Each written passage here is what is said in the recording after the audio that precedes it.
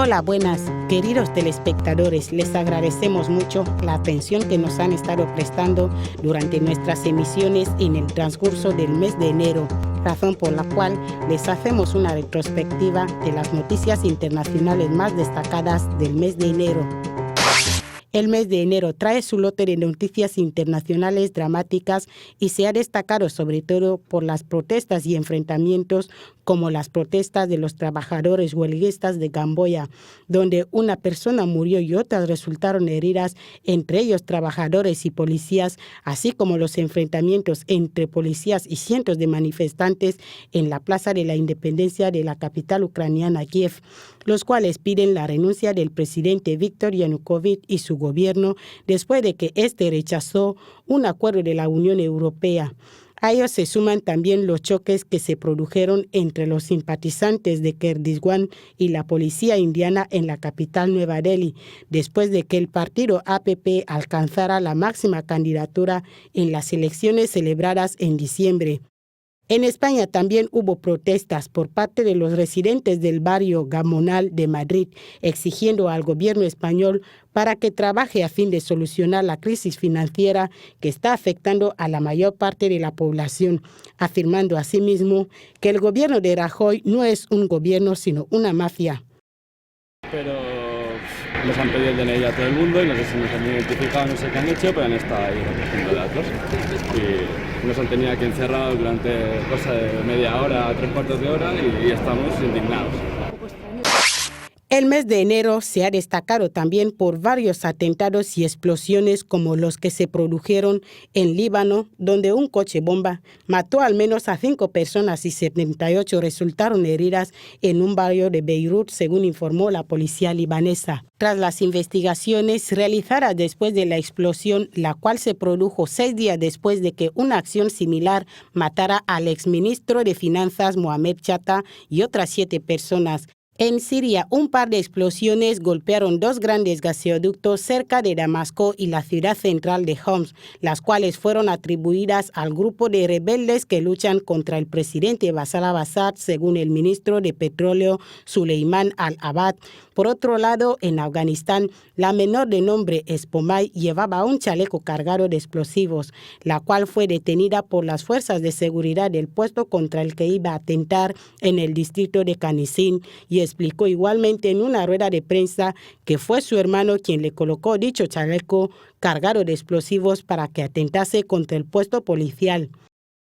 En Irak, donde ya no son novedad las explosiones, un par de ellas golpearon 2 zonas residenciales al norte del país, matando a 2 personas e hiriendo a otras 19, en una zona disputada entre árabes y kurdos. Estas explosiones fueron causadas por 2 bombas plantadas en Turkurmatú, a unos 175 kilómetros al norte de la capital Bagdad. Otro ataque fue perpetrado en Irak por un suicida que llevaba un chaleco cargado de explosivos y los hizo estallar cuando se encontraba con los reclutas en el antiguo aeródromo de Mutana. El ataque no se atribuyó a ningún grupo terrorista, ya que Al-Qaeda no actúa por estas zonas, aunque ciertos ataques con su marca se perpetraron en ocasiones en Siria. Y en Somalia, 3 bombas se estallaron en una hora cerca de un hotel frecuentado por funcionarios del gobierno en un distrito de la capital somalí, matando al menos a 11 personas, acto que no se atribuyó al principio a ningún grupo rebelde. Pero más tarde se reconoció que el grupo rebelde Al-Shabaab llevó a cabo una campaña de ataques en los últimos 2 años y medio en Mogadiscio. Pero el mes de enero no solo hubo noticias dramáticas, sino también noticias de solidaridad, como las ayudas humanitarias que Nigeria prestó a Centroáfrica, como preocupación de la situación cada vez peor en el país, devastada por la guerra entre combatientes musulmanes y milicias cristianas. Nigeria decidió enviar aviones para evacuar a muchos centroafricanos, donde algo más de 20,000 personas fueron evacuadas de sus hogares. Por otro lado, mientras algunos recibían ayuda, otros lo necesitaban, como la crisis de agua que hubo en Estados Unidos, donde varias escuelas, restaurantes y tiendas cerraron sus puertas al quedarse sin agua embotellada después de que un derrame químico en el río Erie en Charleston paralizase casi toda la ciudad y condados dañados.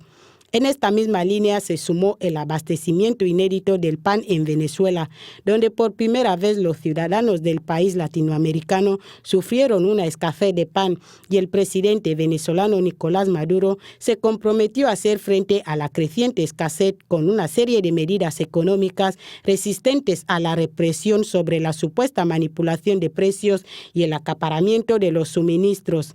En enero también se hizo justicia sobre algunos casos y los más importantes fueron el caso de la ejecución de Edgar Tamayo en Texas, acusado de asesinar al oficial de policía de Houston en enero de 1994, y el juicio del caso de 4 hombres de nacionalidad somalí en Nairobi, la capital keniata, acusados de dar apoyo y refugio a hombres armados que mataron al menos a 67 personas durante el asalto comercial de Nairobi el pasado día 21 de septiembre de 2013, así como el caso de 12 egipcios que fueron condenados a 1 año de cárcel como consecuencia del ataque del candidato presidencial derrotado Ahmed Salif durante las elecciones de 2012. El Tribunal del Cairo les declaró culpables por prender fuego al edificio durante el ataque. Alaa Abdel Fattah ha estado en custodia desde el 28 de noviembre del año pasado y se enfrenta hoy lunes a un juicio por violar una ley, el delito de protesta sin autorización policial. Enero conoció también grandes desarrollos como la implementación del pionero acuerdo nuclear de Irán con las potencias mundiales, con el cual el país ha detenido sus actividades nucleares más delicadas y mostró un reporte confidencial de la Agencia Atómica de las Naciones Unidas, obtenida por Reuters. Dejando de lado las noticias de sociedad, entramos con las muertes que se produjeron en enero, como la muerte del embajador Yamal en la República Checa a través de una explosión cerca de su vivienda en Praga. De acuerdo con la primera búsqueda, la policía no cree que sea un atentado terrorista.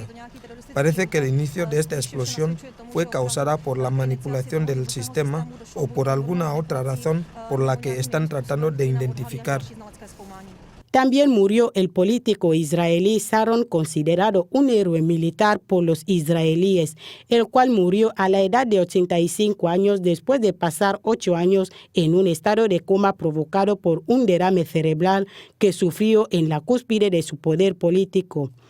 A estas 2 muertes se suma la de 14 rebeldes de las FARC por el ejército colombiano en una operación militar en la provincia de Arauca, cerca de la frontera con Venezuela, según fuentes del mismo ejército, cuando la guerrilla izquierdista y el gobierno colombiano se encontraban en la mesa de negociaciones en La Habana, Cuba, en busca de una salida al conflicto que ha durado algo más de 4 décadas. La Fuerza Aérea efectúa un ataque inicialmente, donde posteriormente ingresan tropas del Ejército Nacional y realizados los registros encontramos 14 cadáveres pertenecientes a la estructura Alfonso Castellanos de las FARC. A su vez se encontró un guerrillero herido que fue atendido oportunamente y otro guerrillero más desmovilizado para un total de 16 neutralizaciones. No quisimos culminar nuestra carta dedicada a nuestra querida audiencia sin hablar de política, donde se celebraron varias elecciones como las elecciones generales de Bangladesh, marcadas por el boicot del principal partido de la oposición, mientras la líder del Partido Nacional, Adel Hayat, permanecía bajo arresto domiciliario tras orquestar una protesta nacional contra la decisión de su rival, la primera ministra Hussein Hassina. En Tunisia también se tuvo que votar una nueva constitución que, según el Parlamento tunecino, esperan que ayude al país a poner fin a las turbulencias y emprender una marcha democrática para que el gobierno interino asumiera el poder para terminar con la crisis entre islamistas y los partidos laicos.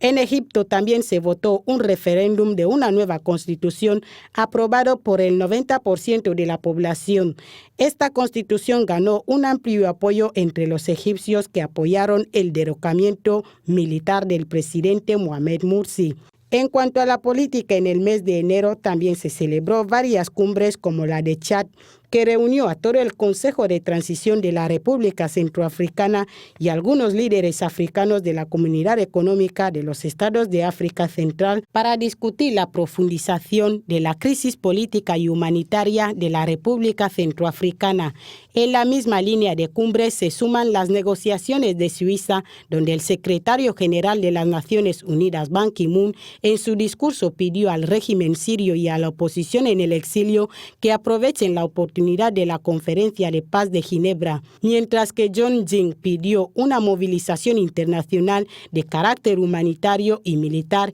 ya que unos 2,6 millones de personas, de entre ellas 600,000 en Bangui, necesitan ayuda humanitaria debido al deterioro de la situación en el país.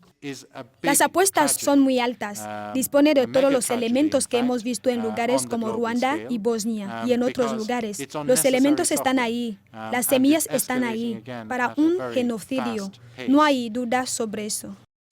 Mientras algunos lucharon por conseguir los objetivos marcados en el mes de enero, por otra parte, otros prefieren dimitir, como el caso de Michael Jotodia y su primer ministro Nicolas Tangaye, quienes presentaron su dimisión forzosamente por la presión internacional en la capital yamena del vecino Chad, al no poder retener la violencia interreligiosa entre musulmanes y cristianos. Y mientras algunos dimiten, otros, sin embargo, ascienden al poder. Tal es el caso de la elección por el Parlamento de la República Centroafricana de la alcaldesa de la capital Bangui, Catherine Zamba-Panza, como presidenta interina del país, que intentará sacar a la nación del conflicto sectario del que está sumido desde hace 3 meses. La violencia en la República Centroafricana adquirió tintes de gran conflicto a comienzos de diciembre, cuando las milicias cristianas anti-Balaka, partidarias del derrotado presidente François Bozizé, se enfrentaron con las fuerzas de seguridad en Bangui. En el pasado mes de enero se celebró también unas reuniones para tomar algunas que otras decisiones, como el acuerdo de alto el fuego firmado por el gobierno y los rebeldes del sur de Sudán para poner fin a una lucha que ha dividido al país más joven de África, colocándolo al borde de una guerra civil donde miles de personas han muerto y más de 500,000 de otras han huido de sus hogares, lo que reunió a las naciones para iniciar conversaciones de paz. La primera ministra tailandesa Yingluck Shinawatra también se reunió con los partidos políticos y los grupos de protestas en contra del gobierno para discutir sobre la fecha de las elecciones generales, aunque la mayoría de ellos se mantuvieron al margen de la reunión. La mayoría que asistió a la reunión pensará que tenemos que seguir adelante con las elecciones. La Comisión Electoral tiene que organizar las elecciones de acuerdo con el decreto electoral.